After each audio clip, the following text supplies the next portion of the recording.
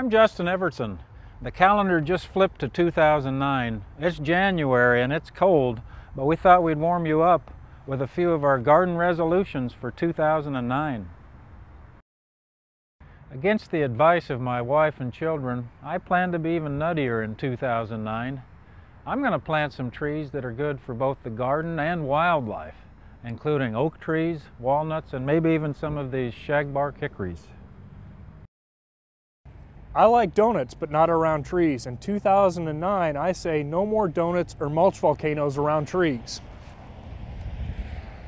What we want to see is 2 to 3 inches of good organic mulch around the base of that tree, keeping the weed competition down, giving better soil moisture and growing conditions for a healthier tree. Hi, I'm Bob Henriksen, and one of my New Year's resolutions for 2009 is to become more fit and trim. Actually, I'm kind of trim, but for me it's all in the genes. But you can become more fit, and I'm not talking about going to the club or the gym. I'm talking about going to your garden. You know, you can burn lots of calories just by working in the garden. Here I am, the first full week in January, beautiful low 40s, to some people, but to me it's a nice day. Why not get out in the garden, start my New Year's resolution today, and get a little work done? For gardeners, there's always something to do. So this year in 2009, my resolution is to burn more calories in the garden. You ready to keep up with me? Here we go.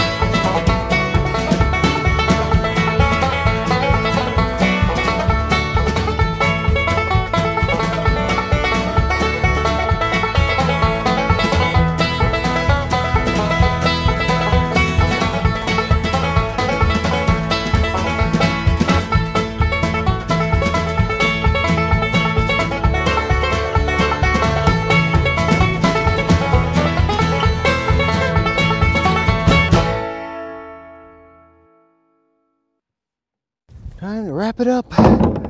I'm out of here. We'll call it a day.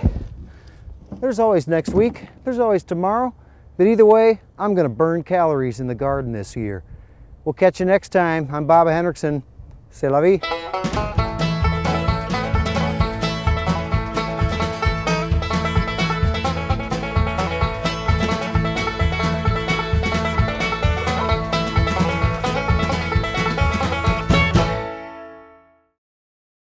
This year, my New Year's resolution is to hug a great tree. I'm also going to check out the great resources with Retreeing Nebraska, the great plants, and other resources that you'll find on UNL websites.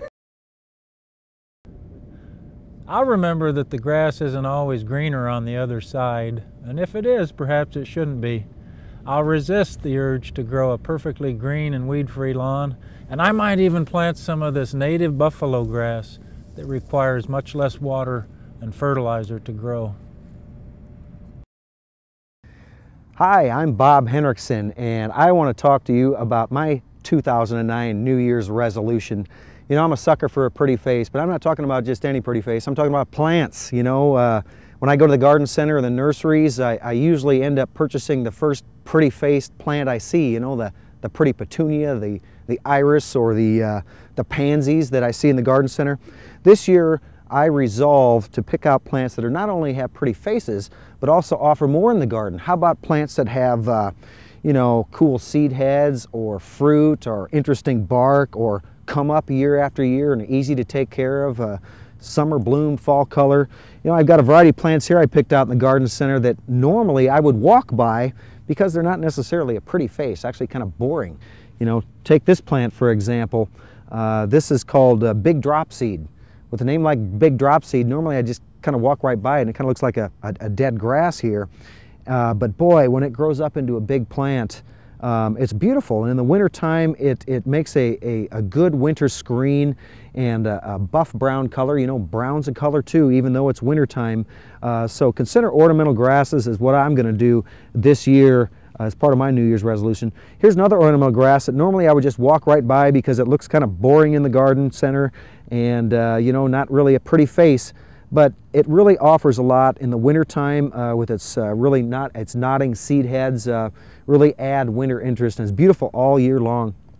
And then we have some perennials as well, like this penstemon.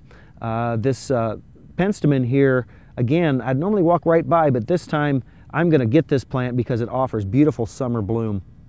And this hairy little guy doesn't look like much in a container, but that doesn't always mean much. You need to give these plants a chance. This year I resolved to do that, and I'm going to purchase this little plant because I feel it has a beautiful spring blossom that I'm going to look forward to seeing too in the spring.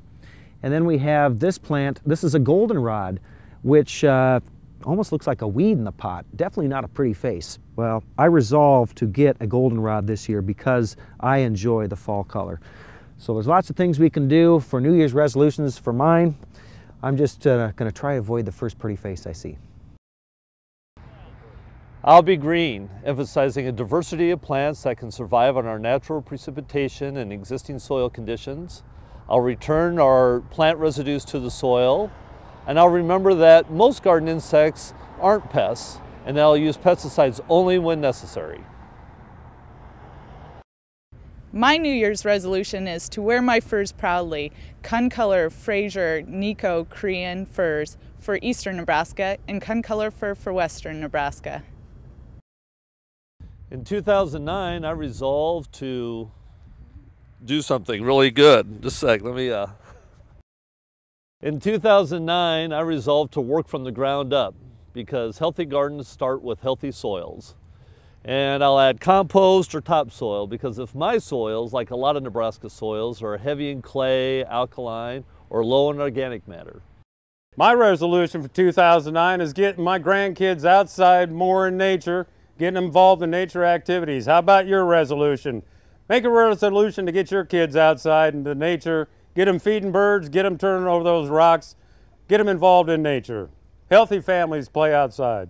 You get them out here feeding birds, and that'll really get them involved in nature. Kids, that's the easiest way to get them involved in nature is put up a bird feeder. And that's one thing that they're going to do right now while I'm talking to you, is if you guys want to fill that feeder up and put some of that seed in the feeders out here, getting kids involved in nature is pretty important. That's one thing that we're planning on doing the rest of the year. Right back in one of those feeders down there, Brianna. This is Caleb and that's Brianna.